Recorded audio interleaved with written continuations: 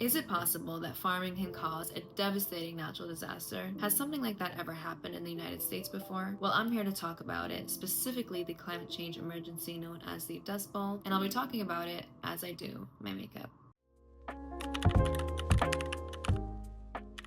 So we're all aware of the looming threat of climate change, and with the recent wildfires in LA, we see just how devastating climate disasters or environmental disasters can be. However, this is not the first time that the United States has faced such a disaster due to what some people would say is a result of human manipulation of the earth. In the 1930s, the United States experienced something called the Dust Bowl. The Dust Bowl was a 6-year-long period of severe drought and strong winds that affected the Great Plains region of the United States. Clouds of dust would darken the skies for days on end, carrying dirt from Colorado to Washington, D.C. The winds were so strong that people would even attach chains to their cars out of fear that they would blow away while driving. And many animals and livestock ended up dying because they had no more food or water to consume. Now, this disaster didn't just happen out of bad luck. This was actually a result of farming practices that at the time did not seem so harmful. For example, farmers would often plow up large masses of land which would leave the soil unprotected. So what would happen was farmers would take out the grass, which was securing the soil, but they wouldn't do anything to make sure that the soil would not leave its place. So there were no conservation practices, and there was really nothing to secure the soil. And when you pair that with severely strong winds, you get a dust bowl. So this didn't just happen because farmers were plowing away at the land. They also were retrieving a lot of crops because at this time it was during the Great Depression. So farmers needed to produce more crops to sell, and they were doing so without crop rotation or any kind of crop conservation practices again. And to make matters worse, they were using tractors to plow this land. So they were getting to a lot more land at a much faster rate. So as farmers were trying to make ends meet, they ended up doing so much damage to the land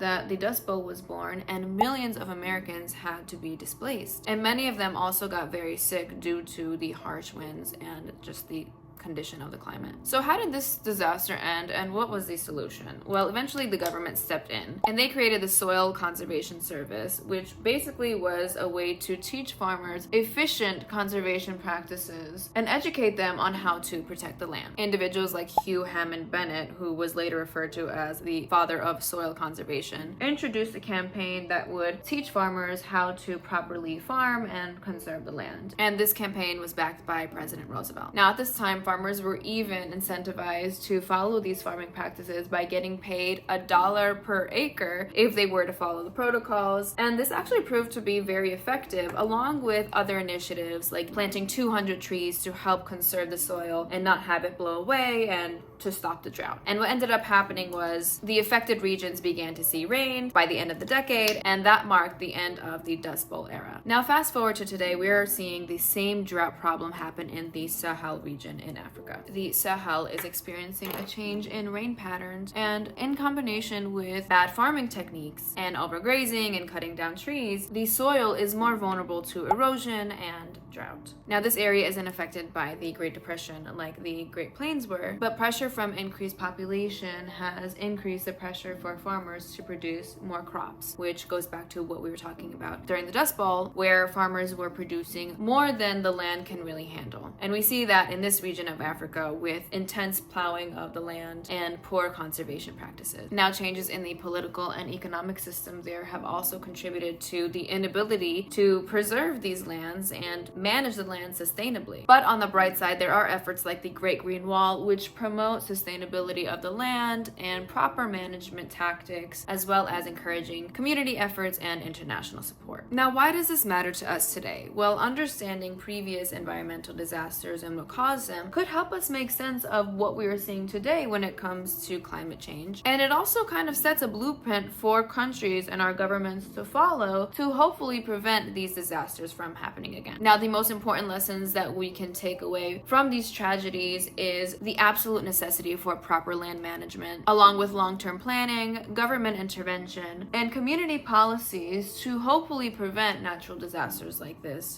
from occurring. Now, of course, there's only so much that we can do, but I believe that we can at least do our part to educate and donate and contribute to efforts that are trying their best to stop these disasters from happening. Now, if you made it all the way here, I want to hear from you and how you think that the legacy of environmental disasters shapes your life. Drop your thoughts in the comments below, and don't forget to like, share, and subscribe for more videos and deep dives of these stories that shape our world today. And if you found this video interesting, you may also like the video I made about Thanksgiving, or my last video, which was the effects of colonization on the continent of Africa. Thank you so much for watching, and as always, all sources in the comments.